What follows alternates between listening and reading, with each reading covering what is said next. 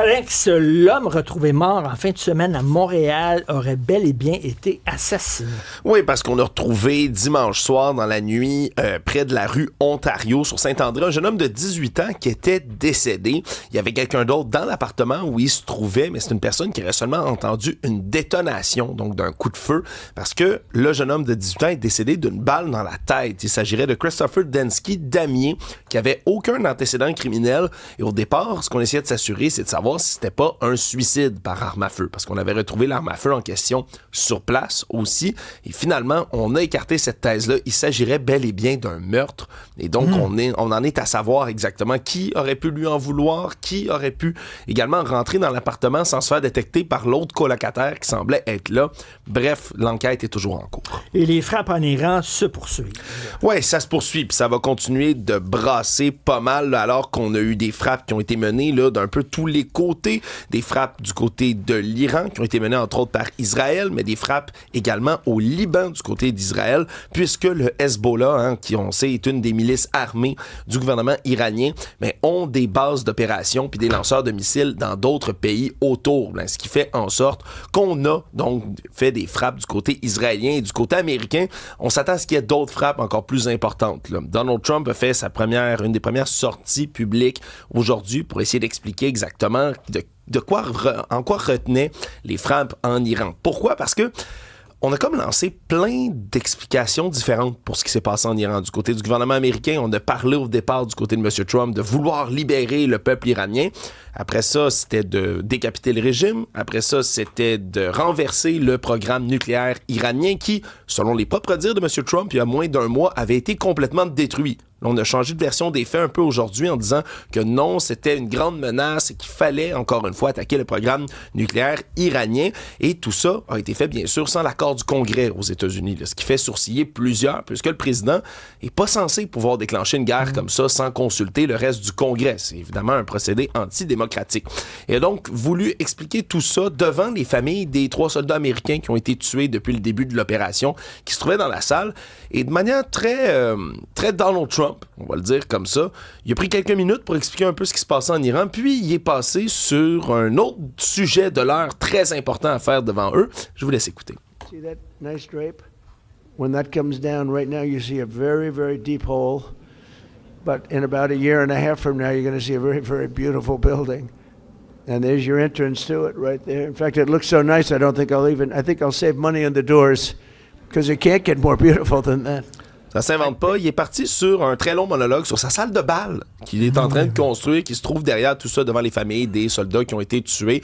C'est assez spécial. On a appris peu de choses, hormis le fait qu'il n'y a rien qui n'est pas sur la table pour l'armée américaine, que l'opération devrait prendre 4 à 5 semaines de temps. Et d'ici là, vous risquez de ressentir, vous aussi à la maison, des effets de ce qui se passe en Iran. Ça a beau être très loin de chez nous, mais reste que la côte iranienne borde tout le détroit d'Ormuz, qui est un des endroits les plus critiques au niveau de l'énergie pour la planète. Il y a à peu près 20% de la consommation mondiale de pétrole, 21 millions et quelques de barils de pétrole qui transigent par là chaque jour. Et comme c'est un détroit qui est, le nom le dit, assez étroit, il y a eu des frappes de missiles sur déjà des pétroliers qui tentaient de passer, ce qui fait qu'on a stoppé le transit de pétrole par ce détroit-là. Ça risque de se traduire ça par une hausse des prix à la pompe, quand même élevée, là, un 10% déjà ce matin sur le baril de Brent qui frôlait les 80$. Si on se rend à 100$ le baril, ce qui est quand même assez plausible, ça pourrait être entre 20 et 30 sous de plus le litre à la pompe. Bref, on va rester à l'affût de tout ça dans les prochains jours. Et bien sûr, il y a des risques d'attentats terroristes un peu partout par des islamistes qui n'ont pas accepté là, justement qu'on tue un de leurs chefs spirituels. Ça a commencé à Austin, Texas. D'ailleurs, là, quelqu'un qui rentrait dans un bar et qui était un pro-iranien, justement, et il y a eu des meurtres. On va suivre effectivement le déroulement de cette enquête autour d'un attentat possiblement islamiste. Là, effectivement, je n'ai pas vu encore la version là, des faits complètes des autorités. Richard, je vais te revenir avec ça là, un peu plus tard. Mais c'est sûr qu'il y a un risque d'attentat, là, c'est sûr et certain. En France, ça, entre autres, là, l'alerte est au rouge. Stéphanie Claude Dubois, écoute, ma sœur est allée voir Claude Dubois dans une salle à Ville-la-Salle, en fait, à mon cégep, si je prendrais de rando, puis elle dit il y avait la voix cristalline, la voix qu'il avait lorsqu'il était jeune, là. Et là, on a appris justement qu'il a été opéré pour un cancer aux cordes vocales. Exactement. Ça s'est passé le 27 février dernier, donc il y a à peine quelques jours.